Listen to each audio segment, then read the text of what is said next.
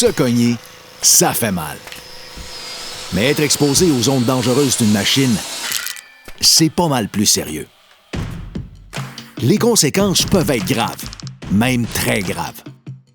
À chaque année, de tous les accidents du travail, l'exposition aux ondes dangereuses d'une machine cause en moyenne 20 décès, 300 amputations et plus de 1000 fractures.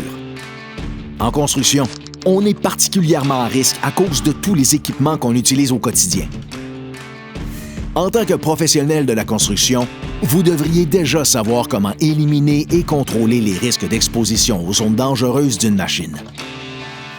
Parce que ces risques ont des conséquences graves et parce qu'il existe plusieurs moyens de les prévenir, le danger relié à l'exposition aux ondes dangereuses d'une machine est une tolérance zéro. Sur un chantier de construction, plusieurs équipements nous exposent à des ondes dangereuses. Voilà pourquoi il faut en bloquer ou en contrôler l'accès. Pour certains équipements, on doit complètement rendre inaccessibles la ou les ondes dangereuses, même pendant l'utilisation.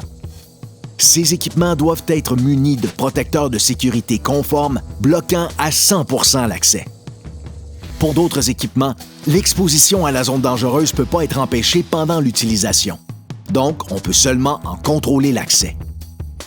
Tous ces équipements doivent être munis de protecteurs et de dispositifs de protection. Vérifiez régulièrement que les dispositifs de protection sont présents, qu'ils ne sont pas endommagés et qu'ils fonctionnent adéquatement. En cas d'anomalie ou défectuosité, n'utilisez pas cet équipement. Et apportez les correctifs ou l'entretien nécessaire. Il est interdit de retirer ou de bloquer un protecteur. Il ne faut pas non plus modifier un dispositif de sécurité, comme contourner l'interrupteur de position sur un mélangeur à mortier. Quand vient le temps de faire un réglage ou de l'entretien sur un équipement, comme un remplacement de lame, il faut au minimum débrancher l'appareil ou enlever sa batterie. Dans certains cas, le cadenassage est nécessaire.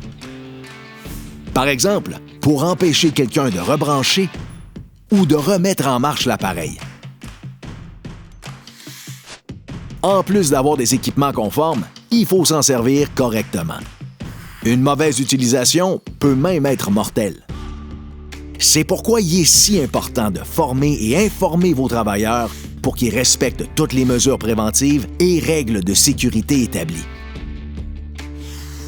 Être professionnel, ça part d'une bonne planification pour se rendre à la fin des travaux en toute sécurité.